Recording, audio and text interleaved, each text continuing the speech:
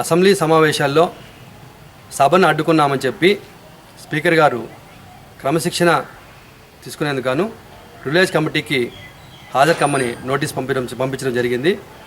మా YSR party MLA అయినటువంటి మేము 12 మందికి ఈ నోటీసులు ఇవ్వడం జరిగింది.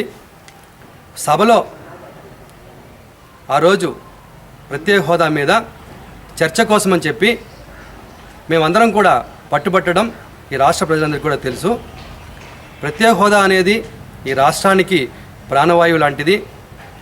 అది ఖచ్చితంగా ఈ రాష్ట్ర ప్రజలకు సంజీవిని లాంటిది.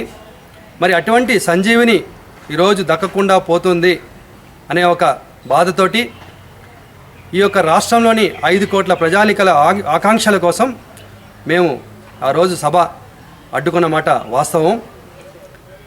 స్పీకర్ గారు కానివ్వండి, ప్రభుత్వం కానివ్వండి, సంప్రదాయాలు ఈ విధంగా అడ్డుకోవడం సంప్రదాయం కాదని చెప్పి మాటిమాటికి మాట్లాడడం చాలా బాధాకరము. ఈరోజు దాదాపు 2.5 సంవత్సరంగా ఈ యొక్క శాసన సభలో కొత్తగా వచ్చినటువంటి మా ఎమ్మెల్యేలకి ఈ సంప్రదాయాలు చూస్తుంటే చాలా ఆశ్చర్యంగా కలుగుతోంది.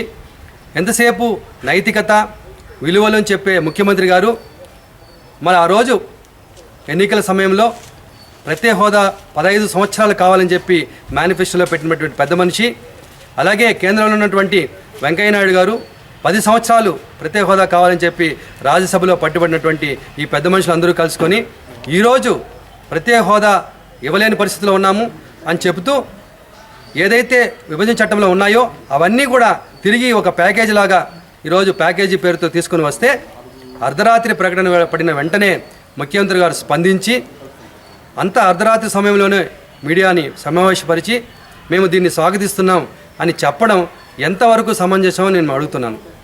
ఈరోజు ప్రత్యేక హోదా అనేది వైఎస్ఆర్ పార్టీ మొదటి నుంచి కూడా కావాలని చెప్పి పట్టుబడుతోంది. మా నాయకుడు జగన్మోహన్ రెడ్డి గారు ప్రత్యేక హోదా కోసం ఎన్నో ఉద్యమాలు చేశాము.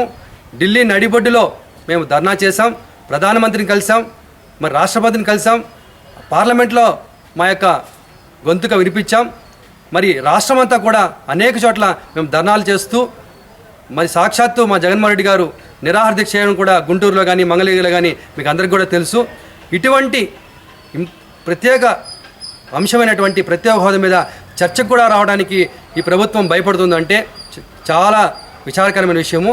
మరి ప్రత్యేక హోదా మీద ఇదే అసెంబ్లీలో ఏకీకృత తీర్మానం చేసి మరి సెంట్రల్కి పంపించినప్పుడు ఏమైంది ఈ పెద్ద మనిషి యొక్క నిజాయితీ?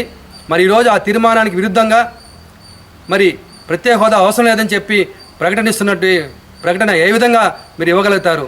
మీ స్వప్రయోజనాల కోసం ఈ రాష్ట్ర ప్రజల భవిష్యత్తును తాకట్టు పెడుతూ 5 కోట్ల మంది రాబోయే తరాలను కూడా ఈరోజు మీరు అడ్డుకుంటున్నారంటే చాలా నీచాధికారం.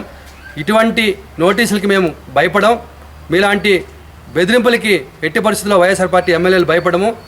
ఈ ప్రత్యేక హోదా విషయంలో మేము ఎంతవరకైనా కూడా సరే వెళ్లేందుకు సిద్ధంగా ఉన్నాం. ఏ విషయంలో కూడా మేము వెనుకంజ వేయం.